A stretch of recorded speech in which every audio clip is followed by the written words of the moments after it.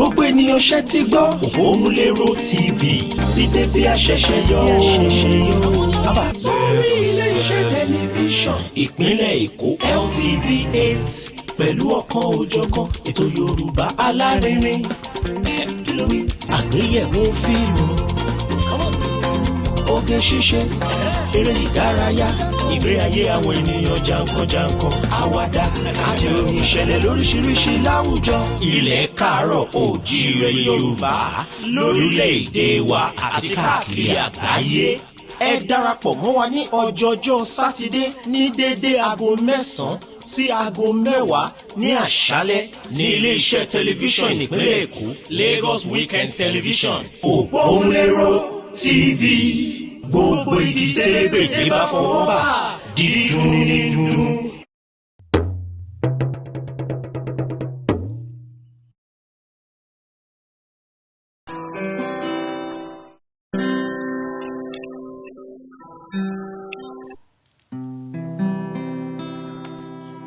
Òpómúléró balẹ̀ bí ọ̀wàrà òjò.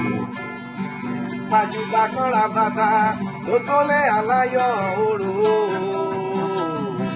Ẹ káàbọ̀ sórí àwọn bàǹkọ̀tù ètò ayé wa dùn gidi gan. Ètò ọ̀kan ọ̀jọ̀kan lórí amóhùnmáwòrán wa. Ẹ̀kọ́ àṣà ìṣaralóge ìdárayá o. Ìròyìn ìṣẹ̀lẹ̀ àgbọ̀túngbọ̀ láti ilẹ̀ Yorùbá lókè òkun. Ẹkú kalẹ̀ sáàgòlè Òpómúléró. Bàbá, màmá, bọ̀dá wa, sísá wa, ẹ̀yin ọmọdé ilé, ẹkú ìkàlẹ̀ níbẹ̀ hùn. Túndé Kèlání oníkàkí gbogbo yìí pé o, ayé wa dùn gidi gan. ՕpómúléróTV oníkàkí gbogbo yìí o, ayé wa aládùn àlóyìn gidi gan.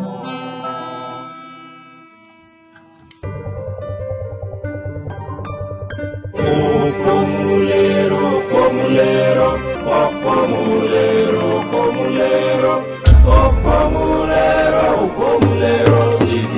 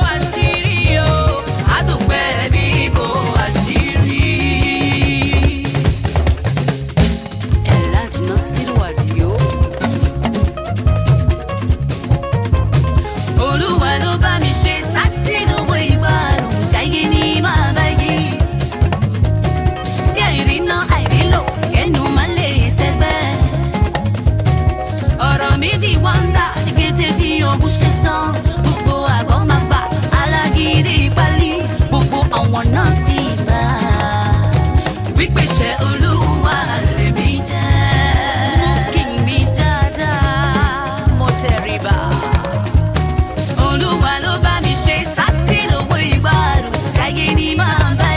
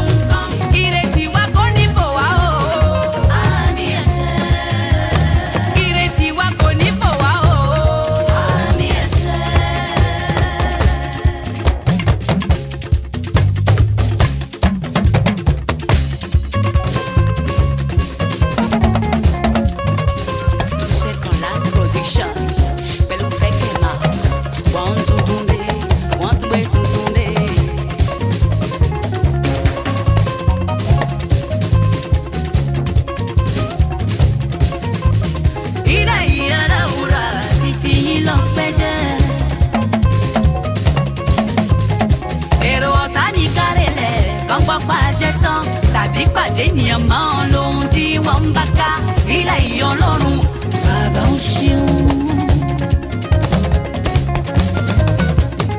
èmi ń jayé orí mi inú bàbá tí wọ́n jẹ́ orin bàbá ń ga ní àgbà tí wọ́n kàn lọ́jọ́ sí abánijẹ́ bàníyàn jẹ́wọ́ lọ́lọ́run ló máa bà wọ́n jẹ́ náà èèyàn tó fẹ́ wẹ̀ sí èèyàn.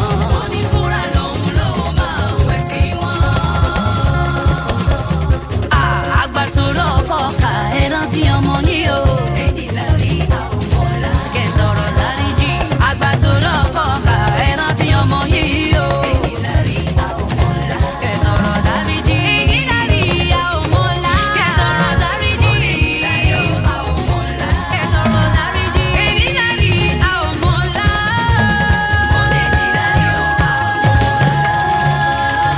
bẹ́ẹ̀ni òní lárí àwọn ọmọlá kọlọhún sọ gbogbo wa.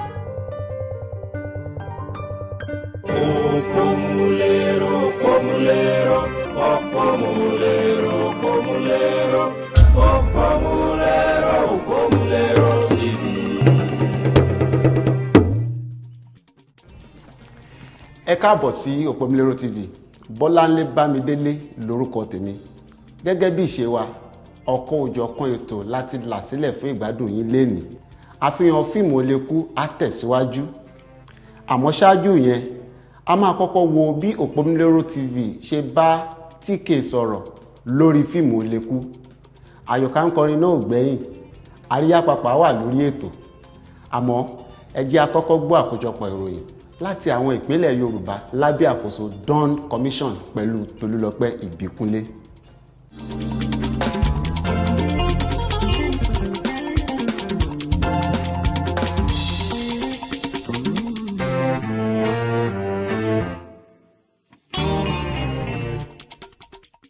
Èyí ni àkójọpọ̀ ìròyìn àwọn ẹ̀ka ìpínlẹ̀ ìwọ̀ oòrùn Nàìjíríà láti ọwọ́ Dawn Commission. Tolúlọpẹ́ Ìbíkúnlé ní orúkọ mi. Ambode ní àwọn ń ṣiṣẹ́ kárakára láti mú ìlú Èkó dàbí Dubai. Gómìnà ìpínlẹ̀ Èkó Akínwùmí Ambode fi èrò ìjọba rẹ̀ hàn láti dá àrà ọ̀tọ̀ sí ìlú Èkó nípa mímú kí ìlú náà rẹwà bíi ti Dubai. Ní àfikún sí èyí, Gómìnà Ambode sọ pé ìjọba òun yóò mú ìdàgbàsókè bá ìrìn àjò afẹ́ ní ìlú Badagry àti Ẹ̀pẹ́ ní èyí tí ó gbàgbọ́ pé yóò mú ìgbéga ńlá bá ètò ọrọ̀ ajé ìpínlẹ̀ náà tí yóò sì mú àwọn adókòwò wọ ìlú náà ní rẹpẹtẹ. Gbígbin òwú ní ọ̀pọ̀ yanturu ní ọpọ́n sún kàn. Ìjọba ìpínlẹ̀ Ògùn ti sọ èrò wọn di mímọ̀ nípa ìbáṣepọ̀ tí wọ́n ń gbèrò láti ṣe pẹ̀lú àwọn ẹgbẹ́ tí wọ́n ń gbin òwú láti mú kí gbígbin rẹ̀ pọ̀ ní yanturu. Èyí yóò mú kí ètò ọrọ̀ ajé túbọ̀ gbèrú sí i ní ìpínlẹ̀ náà. Gómìnà ìpínlẹ̀ Ògùn Sẹ́nitọ̀ Ìbíkúnlé Amósù ni ó ṣàlàyé èyí nígbà tí ó gbàlejò àwọn ẹgbẹ́ agbìnwú ẹ̀ka ti ìpínlẹ̀ Ògùn tí wọ́n tẹ̀lé mínísítà ètò ọ̀gbìn fún ìjọba àpapọ̀ wá sí ọ́fíìsì gómìnà. Àwọn òṣìṣẹ́ wíwọlé jáde ẹnu ibodè immigration gba 131 ọmọ sílẹ̀ lọ́wọ́ àwọn amúniṣọ̀fà. Ilé-iṣẹ́ ìwọléjáde ẹnu ibodè Immigration Service ẹ̀ka ti ìpínlẹ̀ Ọ̀yọ́ ti dá àwọn ọmọdé bíi 46 padà sí ọ̀dọ̀ àwọn òbí wọn nínú àwọn 131 tí wọ́n gbà sílẹ̀ lọ́wọ́ àwọn amúniṣọ̀fà. Olùdarí ilé-iṣẹ́ ìwọléjáde ẹnu ibodè ní ẹkùn ìpínlẹ̀ Ọ̀yọ́ ìyáàfin Victoria Ìsàngédìhì sọ èyí fún àwọn akọ̀ròyìn ní ìlú Ìbàdàn. Ìyáàfin Victoria tẹnumọ́ pé 45 nínú àwọn ọmọ wọ̀nyí ni wọ́n jẹ́ àwọn tí ọjọ́ orí wọn kéré. Púpọ̀ nínú àwọn ọmọ wọ̀nyí ni wọ́n kàgbákò àìbìkítà òbí àti àwọn ẹlẹ́tàn ìbátan tí wọ́n tì wọ́n láti lọ ṣiṣẹ́ ọmọ ọ̀dọ̀ ní ilẹ̀ òkèèrè. Àkójọpọ̀ àwọn ìròyìn láti ẹ̀ka ìpínlẹ̀ ìwọ̀ oòrùn Nàìjíríà kò ní jù báyìí lọ. Ẹ ṣé púpọ̀.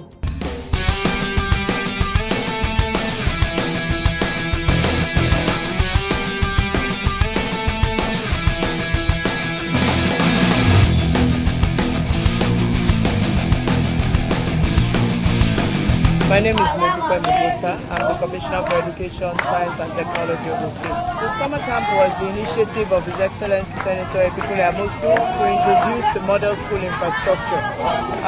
The model schools are the newest infrastructure we have for education, and it was to serve the purposes of education for the next 50 years from an infrastructure perspective. That said, we are now on the cusp of resumption, and we thought best how to introduce it. And this is the way we've chosen to engage our youth in the time of the summer, make sure that we're enriching their minds, enriching their bodies, and also enriching their practical life experiences. And that's how the summer camp was born. Great. Summer camp is not just about the academics alone. You will notice that they are taking you through the whole gamut of the essence of life and living. And that is how it should be. Because tomorrow you are going to be our future leaders. When you go anywhere in the world, you will tell them that you are Open Standard. You have heard about Open Standard. You know what Open Standard means? Open Standard means the best in everything. And I'm so happy because I've met a lot of people, I've seen different people from different places, and I've met a lot. I want to say, okay, I've never met a musician before, and I'm very happy to meet the band. People giving the vote of thanks to something. Who has done that before? Hey, I'm very happy. I've learned how to speak in German language. I learned how to solve mathematics without pen and paper. I've learned so many things. It's one of coming that I will never forget. I've learned how to make the bag and also to use the bow and everything. To tell you my experience in camp, I will start by saying that I love the building, the painting, and everything that is used in constructing the building. I also thank the Ogun State Governor for sponsoring some of us, also the executives, the Director of Education. I thank you all. May God bless you, and may you continue to prosper all the days of your life. Anyway, summer camp Ogun State ó jẹ́ program tí ó dára gan nítorí pé ó jẹ́ kí àwọn ọmọ kéékèèké tí wọ́n wá kópa ó jẹ́ kí wọ́n mọ oríṣiríṣi nípa nǹkan tí wọ́n ò mọ̀ rí. Ipò tí mo dì mú nínú program tó ń ṣẹlẹ̀ yìí ni supervisor, and èmi dẹ̀ ni team leader fún gbogbo àwọn core members tó jẹ́ kọ́pà tí wọ́n kópa nípa ní ètò yìí. Mo ti kọ́ oríṣiríṣi nǹkan.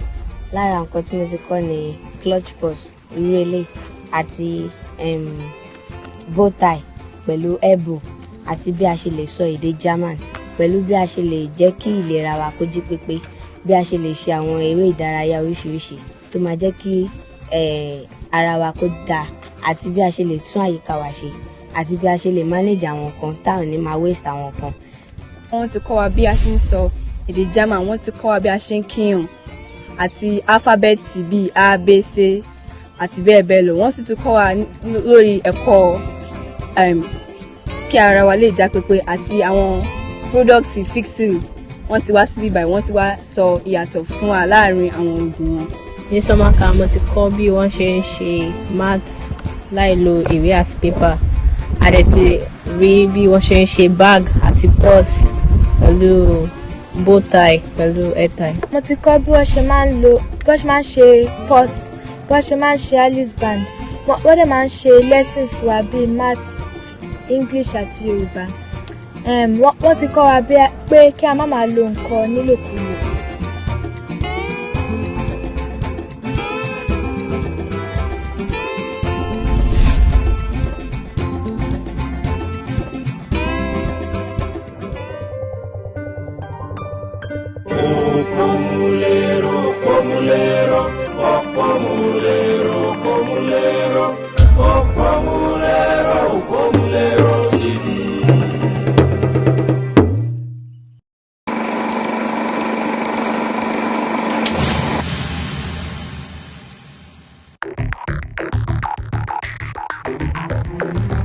I've gained so much from the beginning of the script writing to this moment of photography and cinematography.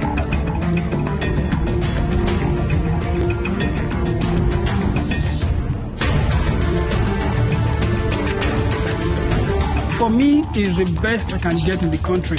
My expectation to be a good filmmaker a good one.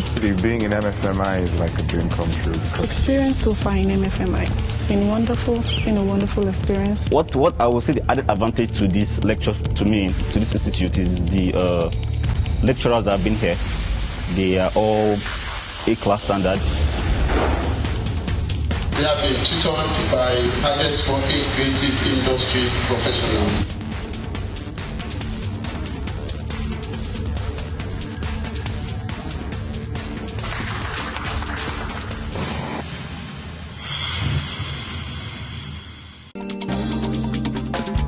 Ní àfikún sí Oleku àti gbogbo àlàyé tí mo ti bá bọ̀, ó yẹ kí n tẹ̀ mọ́ wa létí wípé nínú àwọn tó kópa ribiribi tí wọ́n jẹ́ òṣèré nínú Oleku ní Lárìndé Akínlẹ́yẹ tí mo sọ wípé wọ́n ti fi wá sílẹ̀ k'Ọlọ́run fọ̀run kẹ́ wọn torí ó ṣe ribiribi pàápàá jùlọ òun àti tóun òní tóun náà tó ti fi wá sílẹ̀ k'Ọlọ́run tó fọ̀run kẹ́ òun náà.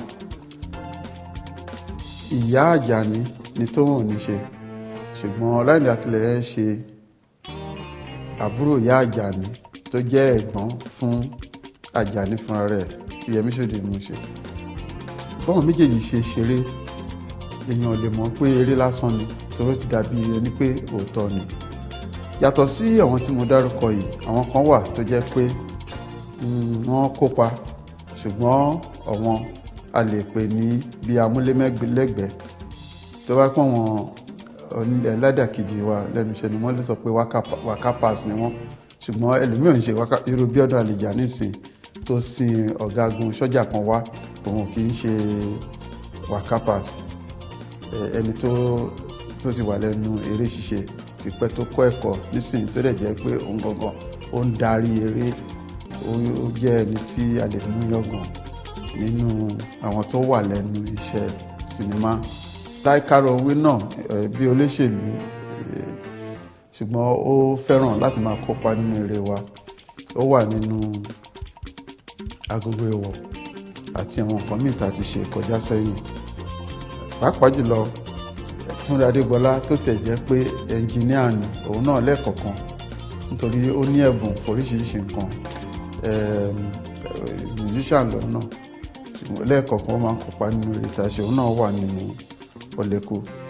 Bóyá ká fi àwọn yẹn sílẹ̀ ká wá sọ nípa àwa èèyàn àti àwọn ògo wẹrẹ pàápàá jùlọ ní Àjàní àti àwọn tó jẹ́ pé wọ́n ti fẹ́ parí ilé ẹ̀kọ́ ó wá ti di ọ̀ràn àáyan ìyàwó àbá àáyan ọkọ tó jẹ́ pé ó lè má tí ì ṣetán ṣùgbọ́n tó bá yẹ pé ní Tàjàní ni ìyá ẹ̀ ó bẹ̀rẹ̀ sí kan lójú nítorí pé ó ń sọ pé bàbá ẹ̀ tí ò sí láyé kóun náà tó fàyè sílẹ̀ láti rí i pé ó gbéyàwó ó dẹ̀ bímọ kóun lè jíṣẹ́ fún bàbá ẹ̀ tó ń bá dọ̀run.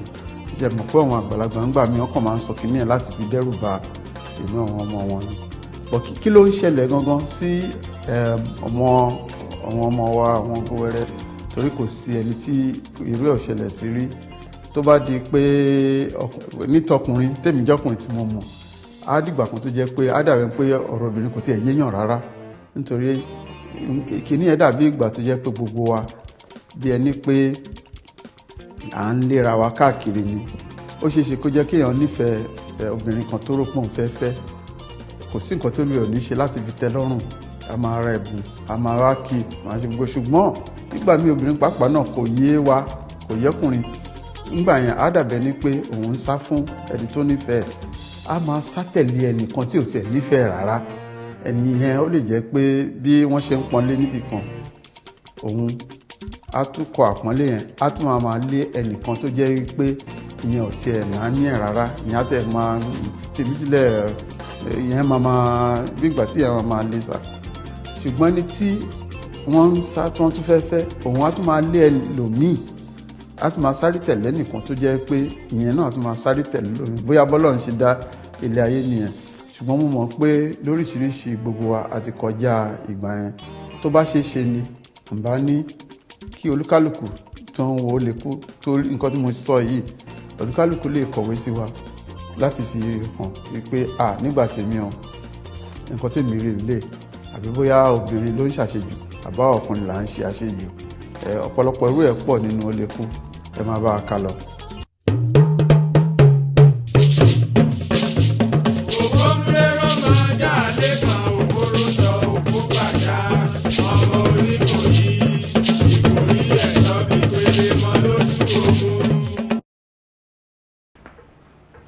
Ẹ káàbọ̀. Ẹ mà káàbọ̀. Èwo lẹ wá dé sí? Ẹ jọ̀ọ́ ń bolẹ̀ sùn ọjà rẹ̀. Lọ́dọ̀ làbọ̀ ọ̀rẹ́ mi ni sà. Ọ̀dọ̀ ọ̀rẹ́ rẹ̀. Wo ò nílé ni?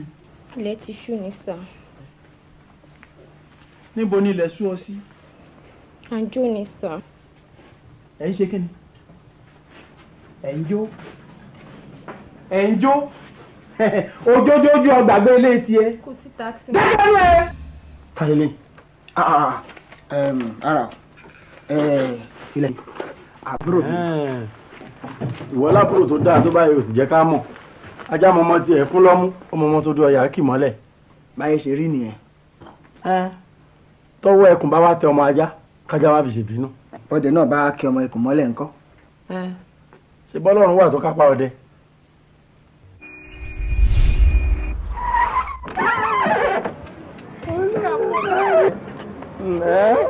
Ọmọ tó dá sálàáfíà lọ wà. Adúpẹ́. Mo ránṣẹ́ rẹ̀ àmọ́ sọ mọ̀ ó di parí oṣù ká tó gbówà àmọ́ mo mú nǹkan díẹ̀ wá fún un. Ṣé gan ni? Pẹ̀lẹ́ pẹ̀lẹ́ mọ́tò ọ̀gá mi ni mo gbé wá. Ọkọ̀ ó mà dára púpọ̀ o. Tí ẹ gbọ́ náà èwo ló wá ń ṣe báyìí. N ò ṣe kọ́kọ́. Ọ̀ sí nǹkan kan. Já sí é lọ. Ó dà bẹ́ẹ̀ náà. Wọlé. Máa ń gbé síbẹ̀. Ahoy, Tommy! Ahoy! Ahoy, Tommy! Ahoy! Ahoy! Inú mi dùn pé kò sẹ́ni tó pẹ́ lẹ́yìn. Ìpàdé òní ò ní gùn nítorí pé a máa wọ́de kiri díẹ̀. Tí ìrántí pé a ó gba àwọn ọmọ ẹgbẹ́ tuntun díẹ̀ láìpẹ́. Gẹ́gẹ́ bẹ́ẹ̀ náà ti mọ̀ pé àwọn ọmọ ọlọ́dún kejì ni a máa ń gbà. Nítorí àwọn tó bá mọ̀wé tó dángájíá ni à ń fẹ́. Ẹni tí ò bá mọ̀wé kò lè mọ ohun tí à ń ṣe níbí. Àti pé àwọn tó mọ̀wé èsì ìdánwò wọn ọdún kìíní ni a fi ń dá wọn mọ̀. Bẹ́ẹ̀ni. Nínú gbogbo ìṣesí wa a gbọ́dọ̀ máa mọ ohun tí ẹgbẹ́ yìí wà fún. Kí la wà fún? A lòdì sí òfin ẹlẹ́yàmẹ̀yà. Ẹgbẹ́ yìí lòdì sí òfin ìjẹgàba. A wà fún ìwà ọmọlúwàbí. A wà fún ìfọwọ́sowọ́pọ̀ àti ìwà àákín. Kí ni àwọn nǹkan tó yẹ ká máa rántí? Ìfẹ́ ẹgbẹ́ borí ìfẹ́ inú ẹnikẹ́ni. Àgbájọwọ́ la fi ń sọ̀yà. Òtítọ́ ó ju ìwà ẹ̀sìn lọ. Orí ẹ kí o tó máa ní ẹnu lásán. Kọ́ ọgbọ́n kí o tó hùwà. A ò gbọ́dọ̀ dúró sójú kan. Má ṣe jẹ́ ẹnu dùúrò. Ẹ má gbàgbé o. Kí a tó wọ́de díẹ̀. Bàrúwá fún wa lórin díẹ̀ ká dárayá. Àhọ́í ọ̀tá omi. Àhọ́í. Ọlọ́gbọ́n ni ó jogun ayé o. Ọgbọ́n jogun ayé. Ọ̀dọ̀ ìṣẹ́bẹ̀ lọ́wọ́. Ọgbọ́n jogun ayé. Ọ̀bẹ̀ ìṣẹ́bẹ̀ lọ́wọ́. Ọgbọ́n jogun ayé. Àgbààgbà ẹ múra gírí. Ọgbọ́n jogun ayé. Ẹgbẹ́ wa ti lókun nínú. Ọgbọ́n jogun ayé. Òtítọ́ ni ó lékè. Ọgbọ́n jogun ayé. Òtítọ́ ni ó lékè. Ọgbọ́n jogun ayé. Ọgbọ́n ni ó jogun ayé o. Ọgbọ́n jogun ayé. Ọ̀dọ̀ ìṣẹ́bẹ̀ lọ́wọ́. Ọgbọ́n jogun ayé. Ẹgbẹ́ wa ti lókun nínú. Ọgbọ́n jogun ayé.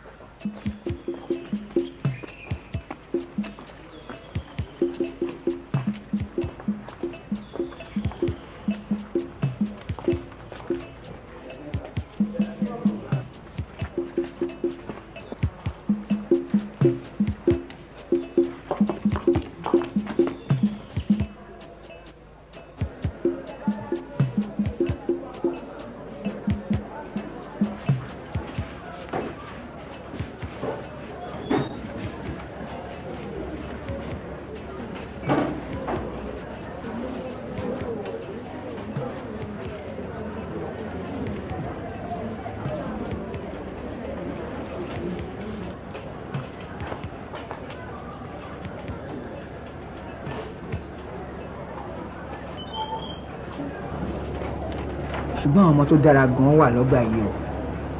bẹ́ẹ̀ ni àwọn tí wọ́n tilẹ̀ wá gbà lọ́dún yìí tilẹ̀ wá dára pọ̀ kìkì ọmọdé ni wọ́n. òré ètò àwájú mi orí kò dáa gan. bẹ́ẹ̀ ni kò ṣaláì dára rárá. ó ga jù ó mọ ó mórúkọ ẹ̀ rárá.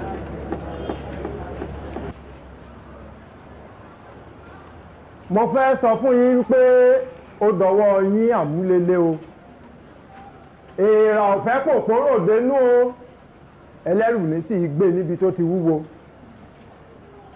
ṣé ẹ̀yin gbọ́ pé òpìtàn òyìnbó kan sọ wípé àwọn ènìyàn dúdú ò ní ìtàn kankan ṣáájú ìgbà tí àwọn òyìnbó dọ́dọ̀ wa wọ́n ní ìrandíran wa ò ní ìtàn kan téèyàn lè sọ ọ̀jọ̀gbọ́n nínú ìtàn ọ̀jọ̀gbọ́n hun Trevor Roper ti Oxford University ló sọ bẹ́ẹ̀ ṣé bẹ́ẹ̀ ni.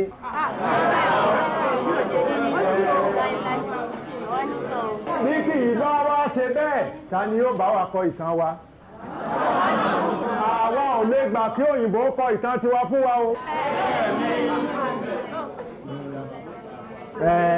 èmi mọ ohun tó ń ṣẹlẹ̀ àwọn òpùrọ́ òpìtàn àwọn ló ba nǹkan jẹ́ ṣùgbọ́n ẹ jẹ́ á fọkàn balẹ̀ bí wọ́n bá ti ń lọ lógún ọdún ọjọ́ kan ṣoṣo ni òótọ́ gbà.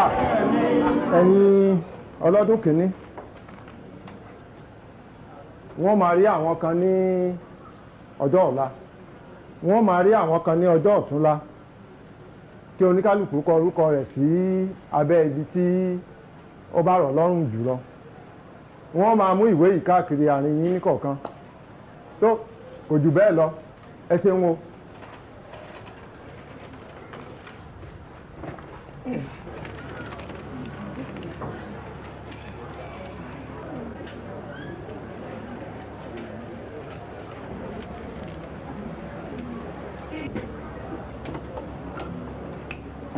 mo rí Lọlá Àjàsà. Lọlá Àjàsà.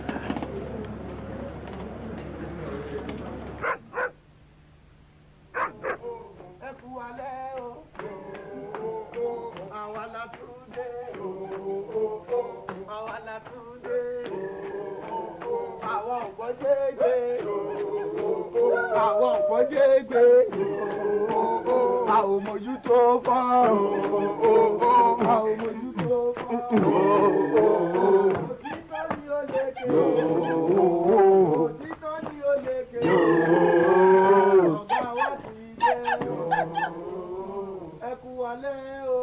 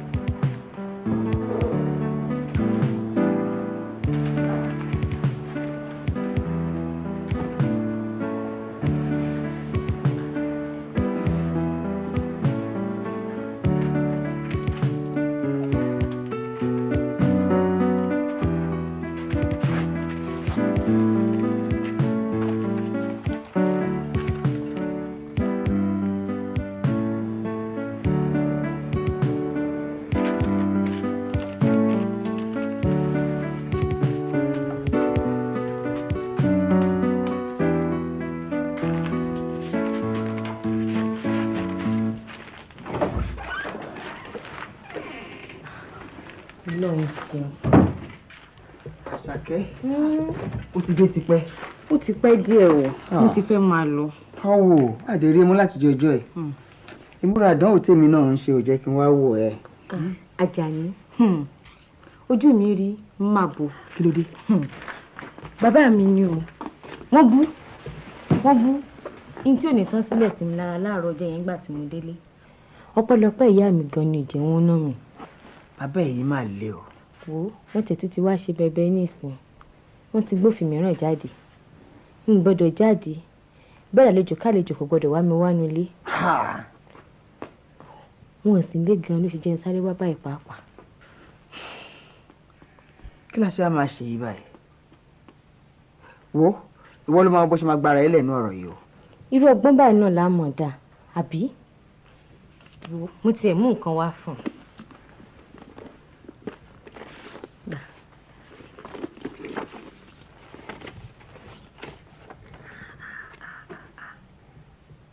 Yìí ò á pọ̀. Ó máa ṣe o.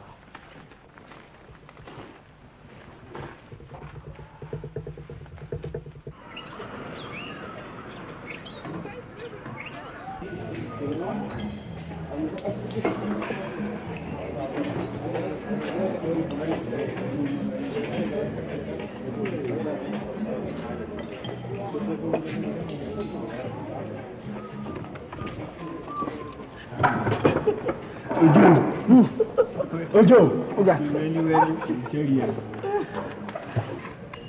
Gbọ́ Jọlá. Ǹjẹ́ mo sọ fún ẹ pé mo rí ọmọ kan lọ́gbà yìí ní ìjẹta. Ó le jù. Ọmọ òun tún nìyẹn o. Wọ́n ń pè ní Lọ́lá Àjàsà. Mo mọ̀ ọ́. Ó dúdú báyìí. Ó dàbí ilé tìró. Irun orí ẹ̀ pọ̀. Òun gan-an ni o. Wá, báwo ló ṣe mọ̀? Ẹ̀gbọ́n ẹ̀fọn ni mo mọ̀. Ọmọ Ògbómọ̀ṣọ́ ni. Ó ti lẹ́nìkan. Tani. Ọmọkùnrin kan báyìí ni Dọ̀tún Fámúyìwá ló ń jẹ́. Ilẹ̀ náà ló ti ń ṣiṣẹ́. Ní ọkàn mi o. Èmi máa débẹ̀. Ọlọ́run ló mọkọ ìyàwó ojú ọ̀nà. Tí o fẹ́ fẹ́ gan-an ni abúkan fẹ́ bá aṣọ rẹ̀ lásán. Ìwọ náà mọ̀ wípé mo fẹ́ràn Àṣàkẹ́ gan-an lọ́pọ̀lọpọ̀. Ṣùgbọ́n wàhálà bàbá ẹ̀ yìí ló ń kọ mí lóminú. Ọ̀rẹ́bìnrin kan dẹ̀ ṣòro ní tókùn ẹ bá lọ já ń kọ́ ọ̀rọ̀ wa dùn múlẹ̀ mọ́fọ́. Mo gbà. Àjàní tó rántí bí ọ̀rọ̀ tèmi àti Désọ́lá àti tó kẹ́ngbà ni. Nígbà tí bàbá Désọ́lá takú tó ní àyàfi ọmọ ìjọ àgùdà ni òun lè nílànà. Mo yá fọmọ ẹ̀ lẹ́mu bá súnmọ́ bá ta sórí tó kẹ́ńtè mi. Kálẹ̀ méjèèjì. Èmi lọ rí lọ láyé nírọ̀lẹ́ òní o. Ó ti sọ fún tẹ́lẹ̀ ni. Àjọ sọ̀rọ̀ yìí. Kò mọ̀ mí. Tó bá ara ní nǹkan. Jọ̀ọ́lá àwọn olóṣù sọ̀rọ̀ báyìí. Ọmọ tó yẹn. Àtún abánlé. Mi ò lè bá ń lé o, abáyémọ̀. Àjàní ojú gbáwà rẹ̀ dé. Àní tó bá bá níyàrá ẹ̀ ń kọ́. Yẹn ló yẹ kó sọ kó yéèyàn. Màdé kọ ìwé lẹ̀ fún ọrùn fún wọ̀wé. Ojú wẹ́líwẹ́lí.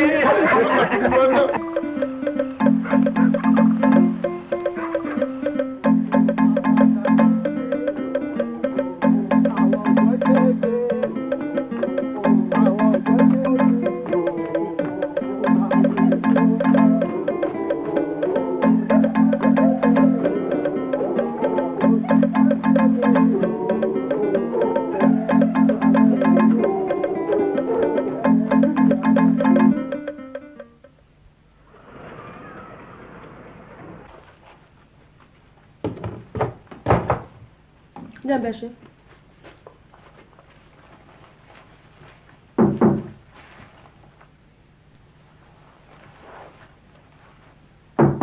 Mo ń bọ̀ o.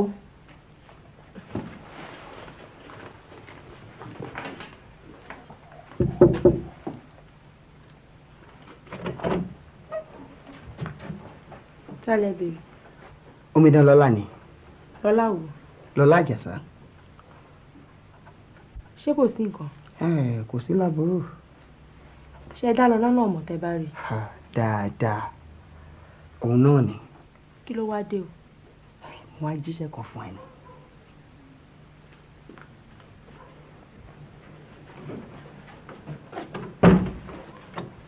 Lọ́lá, jọ̀wọ́ tí ẹnikẹ́ni bá béèrè mi, mo wà ní yàrá ìkàwé.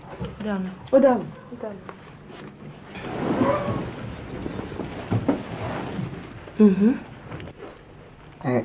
Iṣẹ́ ara mi ni mo wá jẹ́ fún ẹ. Ìjẹta ni mo kọ́kọ́ rí ẹ rí ilé ayé mi. Mi mọ̀ bóyá o ṣàkíyèsí pé ojú wa ṣe mẹ́rin níwájú ilé ìkàwé níjẹta. Rárá o. Àmọ́ èmi ti máa ń rí ẹ láàárín àwọn àhọ́ ẹ̀, ọ̀tá omi àbí kílẹ̀ tí ń pe ẹgbẹ́ olè tẹ́ ń kó káàkiri. Ẹgbẹ́ olè kẹ̀. Ẹni tó pàtí ń polówó ara wa, ọ̀pọ̀lọpọ̀ yín ò mọ ohun tá a wà fún. Kí lẹ wà fún? Àwọn ìpátọ́ ọmọ gbà ló wà nínú ẹgbẹ́ yín yẹn. Tó bá yá, ó sì rí i pé àwọn ọmọlúàbí ni gbogbo àwọn tá a wà ń bẹ̀ ọ́. Àwọn ò gba gbẹ̀rẹ́, a sì fẹ́rẹ̀ jẹ. Ẹ kàn máa ń bẹ̀rù lásán ni. Ta ni ò ní bẹ̀rù? Ó dáa, má bẹ̀rù, kò séwu. Ṣùgbọ́n tí mo wá rí ẹ fún gan-an ni pé nígbà tí mo rí ẹ níjẹta, àyà mi já pàá. Mo sọ wípé àṣà àwọn tó dáa báyìí tó ṣe wà lọ́gbà. Wo, èyí tí o ti ń sọ bọ̀ tẹ́lẹ̀ ti dára púpọ̀. Yóò wá tó fẹ́ máa ṣe bí àwọn yòókù. Má gbé yẹn wá o. Ẹṣin ayan lásán. Ọ̀rọ̀ tí o bá fẹ́ sọ ni kí o sọ. Ó mà ṣe o. Àwọn ò nílò láti purọ́ fóbìnrin. Nítorí kíni? Tó o bá dára mi ò ní sọ̀rọ̀ débẹ̀ rárá. Ṣé èmi ni mo kọ́kọ́ sọ fún ẹ pé ó dáa? Ìwọ nìkan ni o. Ó dáa. Kò burú. Ohun tó wà ń bẹ̀ ni pé ó dára. Ṣé tìtorí ẹ̀ ló ṣe wá ni? Bẹ́ẹ̀ ni. Ṣùgbọ́n o kúkú mọ̀ tẹ́lẹ̀ pé kinní kan ló máa ń fàyàn sún mọ́bìnrin. N ò kúkú mọ̀ tẹ́lẹ̀. Ṣùgbọ́n ó wù mí, mo sì fẹ́ ká máa ṣọ̀rẹ́. Má jẹ́ ká fa ọ̀rọ̀ ògùn. Ó ti pẹ́. Mo ti ní ẹni tí mo fẹ́ fẹ́. Kí ló ṣe ń sọ ẹ̀? Ìyẹn gbọ́dọ̀ rírú ẹ̀ kó sọ pé ò tí ì lẹ́nìkan. Ọlọ́run ti fún ẹ ní gbogbo nǹkan. O lẹ́wà, o tún gbọ́n. Tó bá jẹ́ pé ìwọ ni mo kọ́kọ́ sọ fún pé mo fẹ́ fẹ́, tí ẹlòmíì náà tún dé, tí mo tún gbà fún, ṣó dáa? Kò dáa, ṣùgbọ́n mo ti lẹ́nìkan. O sì fẹ́ràn yín náà dáadáa. Gan-an. Kò dẹ̀ sẹ́ni tó lè gbà ẹ́ lọ́wọ́ ẹ̀. Kò sí o. Ọlọ́run má jẹ́ ká rí ikú. Bó bá rí bẹ́ẹ̀, jẹ́ kí àwa máa ṣe ọ̀rẹ́ tiwa lọ lẹ́gbẹ̀ẹ́ díẹ̀díẹ̀. Ó yẹ kẹ́nikẹ́ni tó máa fẹ́ ẹ mọ̀ pé ó yẹ kóun tiraka díẹ̀. Irú ẹ̀ a máa mú kí ìfẹ́ gbóná. Èmi ò ráyè wàhálà kan báyìí. Tí n bá ní ká máa ṣe ọ̀rẹ́ kékeré kan tó tún lọ di gidi gan kọ́. Kò sí ọmọdé nínú àwa méjèèjì. Ìwọ má sì bẹ̀rù láti dán ìfẹ́ tiẹ̀ wò. Àti pé a kì í tètè ti lílẹ̀kùn ọkàn bẹ́ẹ̀ yẹn.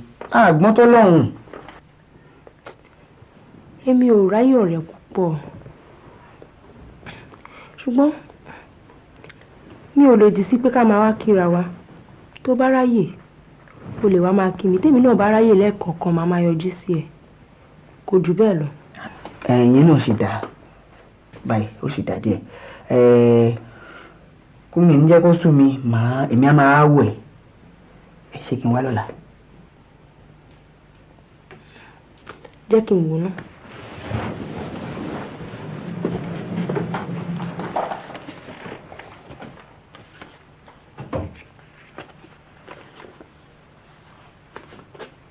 Rárá, mo níṣẹ́ láàrin aago 4 sí 5 lọ́la. Jẹ́ kó dọ̀túnla. Ó dáa. jẹ́ kí wọ́n máa lọ. ṣé ò bínú pé mi ò ṣe alálejò? Rárá o, rárá o, rárá o.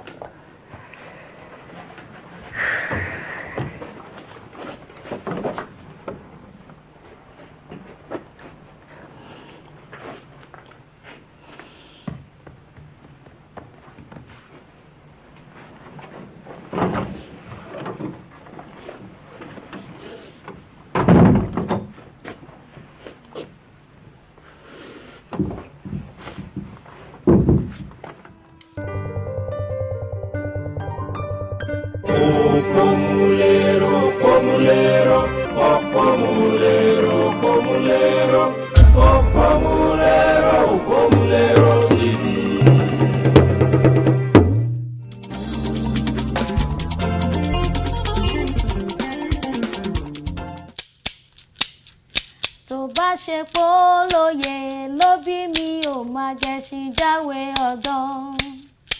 tó bá ṣe pólóyè ló bí mi ò máa gẹṣin jáwé ọ̀dán. èmi àgùnyàn bó dọ̀sán ò máa gẹṣin bó bá dalẹ̀. èmi àgùnyàn bó dọ̀sán ò máa gẹṣin bó bá dalẹ̀.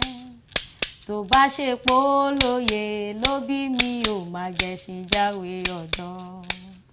tó bá ṣe pólóyè ló bí mi ò máa gẹṣin jáwé ọ̀dán. tó bá ṣe pólóyè ló bí mi ò máa gẹṣin jáwé ọ̀dán. èmi àgùnyàn bó dọ̀sán ò máa gẹṣin bó bá dalẹ̀. èmi àgùnyàn bó dọ̀sán ò máa gẹṣin bó bá dalẹ̀. tó bá ṣe pólóyè ló bí mi ò máa gẹṣin jáwé ọ̀dán. Òpómúléró, òpómúléró, òpómúléró, òpómúléró, òpómúléró, òpómúléró TV.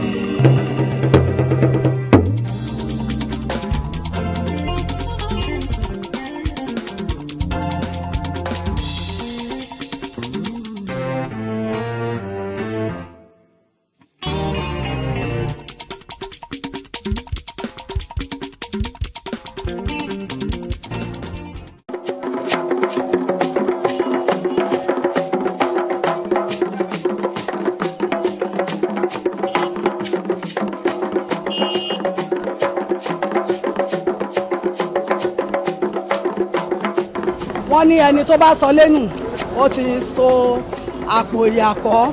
èdè wa òun ni nǹkan ìdánimọ̀ ní gbogbo àgbáyé. ẹni tó bá ti sọ èdè ẹ̀nù ó ti sọ gbogbo nǹkan tó jẹ́ ìbí ẹ̀ ó ti sọnù. èdè Yorùbá yìí a rí wípé ó ti ń kú. láti bo ló ti ń kú wá? láti inú ilé wa. àwa gẹ́gẹ́ bí òbí èdè wo là ń sọ fáwọn ọmọ wa nílé?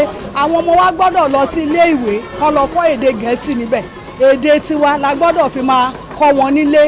àṣà, ìkíni, irun dídì, ìgbéyàwó ni, ìsọmọlórúkọ á ní a gbọ́dọ̀ fi kọ́ àwọn ọmọ wa nílé. àtẹ̀mí àtẹ̀yìn gbogbo wa níṣẹ́ yẹn wà lọ́wọ́ ẹ̀ ká máa sọ èdè Yorùbá fún àwọn ọmọ wa nílé.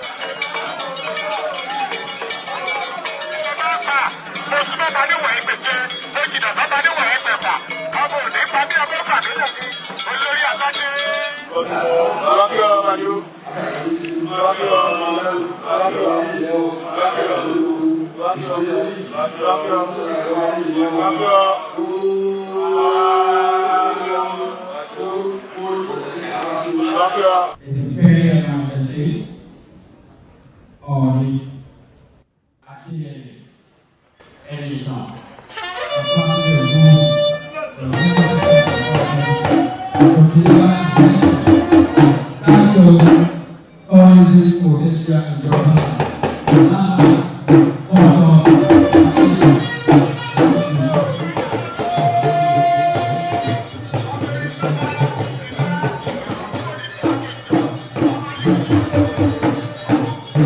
I am truly happy, and the truth be told, the greatest thing that binds all of us together, that is much more stronger than religion, is our culture and tradition.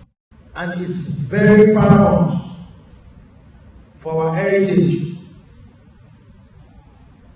to be known and to be told to the generations that are coming. Because gradually we're losing the value of our tradition. And it shouldn't be. Lagos is one of the greatest stories to be told in the world. Because it has a very strong link to our culture, a very strong link to our tradition, and a very strong link to our heritage. What we're doing today is one of the greatest remembrance we can use to honor our ancestors. Ìlú Èkó, Ọlọ́fi Àdìmúlà, Ọlọ́fi Oòduà, ó táyé ṣe. Ataye Robi Agogo, the role of culture and tourism and our heritage is part of our day-to-day living. We should know this fact. We shouldn't run away from it. It is very important for us not to throw our culture. I am happy the Honorable Minister is here. That is the easiest and the greatest assets that we have to foster development, to eradicate poverty, and to further emancipate the less privileged, the downtrodden of the society. Culture and tradition should be placed very high. Culture and tradition should be well taken care of, and the generation yet unborn should know how we started our journey thus far. If Lagos had not been very accommodating to me, maybe I wouldn't have gone back home to be the Ooni of Ife.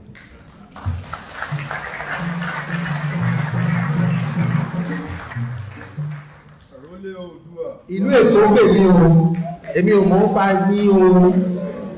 I came to Lagos with nothing. I left Lagos back to the source with bountiful basket filled up, pressed down, shaking together, running over and over and over.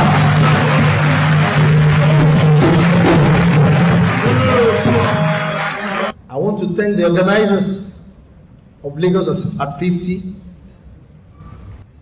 I want to thank each and every one of you coming today for us to celebrate our culture, for us to celebrate our tradition and our heritage. Lágbára Ọlọ́run, ayé ayé gbogbo wa o. Ní rìn jọ ti bí pọ̀ náà. Gbogbo wa la máa rí tiwa ṣe lẹ́kọ̀ọ́.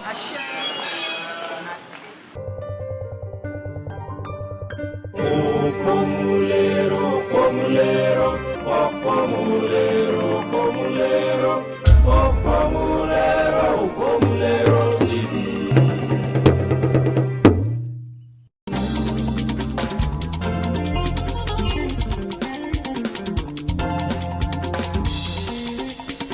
Ẹ má gbàgbé pé ètò ìgbaniwọlé ń lọ lọ́wọ́lọ́wọ́ fún ètò Film School Basic ní Mainframe Film and Media Institute MFMI Abẹ́òkúta. Ẹni bá yára lògùn gbé o, first come first served ni. Fún ẹ̀kúnrẹ́rẹ́ àlàyé ẹ lọ sí www.mainframeinstitute.com tàbí kẹ́ ẹ pè sórí 081-8642-6752. Ẹ ṣé púpọ̀.